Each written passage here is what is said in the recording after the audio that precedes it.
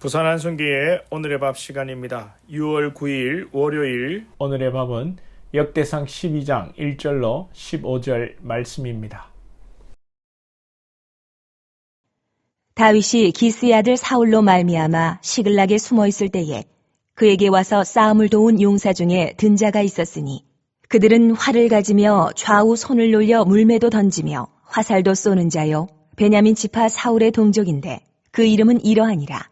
그 우두머리는 아히에셀이요 다음은 요아스이니 기브아 사람 스마아의 두 아들이요 또 아스마의 아들 여시엘과 벨렉과 또 브라가와 아나도 사람 예후와 기브온 사람 곧 30명 중에 용사요 30명의 우두머리가 된 이스마야이며 또 예레미야와 야하시엘과 요하난과 그데라 사람 요사박과 엘루세와 여리목과 부아랴와 스마랴와 하룹 사람 스바랴와 고라 사람들 엘가나와 이시야와 아사렐과 요에셀과 야소부함이며 그돌 사람 여로함의 아들 요엘라와 스바랴더라.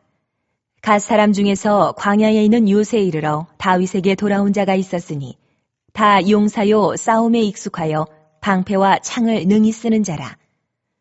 그의 얼굴은 사자 같고 빠르기는 산의 사슴 같으니 그 우두머리는 에셀이요 둘째는 오바댜요 셋째는 엘리압이요 넷째는 미스만나요 다섯째는 예레미야요 여섯째는 아떼요 일곱째는 엘리엘이요 여덟째는 요하난이요 아홉째는 엘사밧이요 열째는 예레미야요 열한째는 막반네라.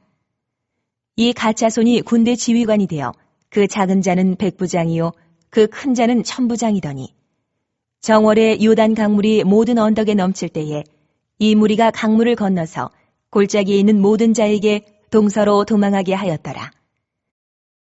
오늘 1절을 보시면 다윗이 기스의 아들 사울을 인하여 시글락에 숨어 있을 때에 그에게 와서 싸움을 돕는 용사 중에 든 자가 있었으니 당시 다윗은 사울을 피하여 시글락에 숨어 있었습니다.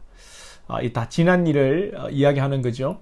계속되는 사울의 추격으로 거의 탈진 상태에 있었습니다. 그런데 많은 사람들이 다윗을 찾아와서 다윗을 도와주었습니다. 여러분 생각해보면 좋은 때에 함께하고 어려울 때는 도망가고 떠나는 것이 정치판입니다. 주변을 또 보면 어떤 사람에게 힘이 있으면 함께하자고 찾아오죠. 대선을 치렀습니다만 정치를 보면 자기의 유익을 따라서 이리저리 옮겨 다니는 사람들이 보입니다. 세상의 이치가 그런 것이죠. 그런데 다윗의 경우에는 도망자 신세가 되어 아무 힘이 없고 외로울 때 수많은 사람들이 찾아와서 함께 하겠다고 돕습니다. 당시 다윗이 왕이 되려고 어떤 전략을 꾸민 것도 아니고 이 쫓겨다니는 신세라도 정치적 야망이 있으면 그럴 수 있는데 다윗은 그런 야망이 왕이 되려고 하는 야망이 없었습니다. 사울을 죽이려고 할 수 있는 상황 속에서도 사울을 살려주었죠. 그럼에도 이렇게 사람들이 다윗에게 붙는 이유가 무엇인가? 어떻게 이런 일이 일어날 수 있는가? 그걸 보면 오늘 읽지는 않았습니다만 밑에 18절을 보시면 이유가 나옵니다. 그때의 성령이 30명의 우두머리 아마셀을 감사시니 이르되 다윗이여 우리가 당신에게 속하겠고 이새의 아들이여 우리가 당신과 함께 있으리니 원하건대 평안하소서. 당신도 평안하고 당신을 돕는 자에게도 평안이 있을지니 이는 당신의 하나님이 당신을 도우심이니이다 한지라. 다윗이 그들을 받아들여 군대 지휘관을 삼았더라. 이는 당신의 하나님이 당신을 도우심이니이다. 하나님께서 다윗과 함께 하셨고 다윗을 도우시고 하나님의 도우심이 당신에게 있다는 것을 이 주변 사람들이 봤다는 것입니다. 인생의 길에서 자기 혼자의 힘으로 성공할 수 있는 사람은 없습니다. 성경에 등장하는 이 위대한 일을 감당한 하나님의 사람들의 공통점 중에 하나는 주변에 좋은 사람들이 있었다는 것입니다. 본문의 다윗은 자신의 생명을 내놓고 함께하는 위대한 용사들이 있었죠. 모세에게는 말 잘하는 아론과 충성된 여호수아가 있었습니다. 다니엘에게도 친구 사드락과 메삭과 아벳느고 믿음의 동력자들이 있었습니다. 바울에게도 디모데와 같은 아들과 같은 제자가 있었고 브리스길라와 아굴라와 같은 동력자들이 있었고, 예. 하나님께서는 좋은 사람들을 그들의 주변에 붙여주심으로 사역하게 하셨습니다. 여러분, 사람의 마음을 움직이시는 분은 하나님이십니다. 사람의 마음을 새롭게도 하시고 강팍하게도 하시고 순종하는 마음을 주시고 또 화해하는 마음을 주시는 분도 하나님이십니다. 사람의 마음을 감동시켜서 어떤 사람에게 사람을 붙여주시는 분도 하나님이십니다. 혹 인간관계가 꼬였을 때에 무엇보다도 우리는 하나님께로 먼저 돌아가야 합니다. 원수라도 화목하게 하시는 역사를 일으켜주시는 하나님이십니다. 고난과 역경을 만났을 때에 세상의 편법을 사용하지 말고 하나님 앞에 우리가 나가기 원합니다. 관련된 주변의 사람들의 마음을 하나님께서 움직여 주실 줄 믿습니다. 우리도 재개발 관련돼서 많은 사람들이 마음이 움직여야 되는데 하나님께서 역사해 주시기를 소망합니다. 다윗이 그러면 어떤 사람이기에 하나님께서 이렇게 좋은 사람을 붙여주셨는가? 믿음의 모든 일은 이루어지는 하나님의 은혜죠. 일방적인 하나님의 은혜입니다.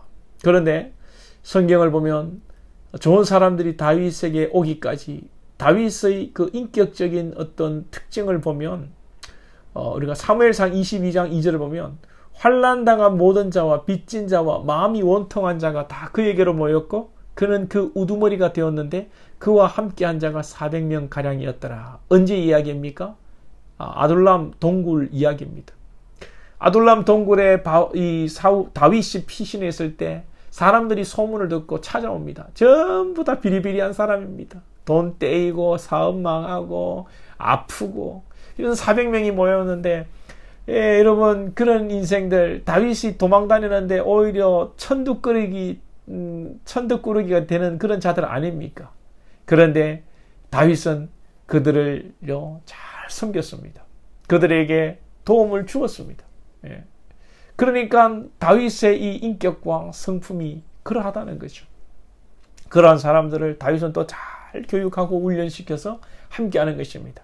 자신에게 도움이 될 만한 사람들만 골라서 받아들이는 것이 아닙니다. 아프고 힘들고 연약한 자들을 넉넉한 마음으로 다윗이 그들을 받아들였던 거죠.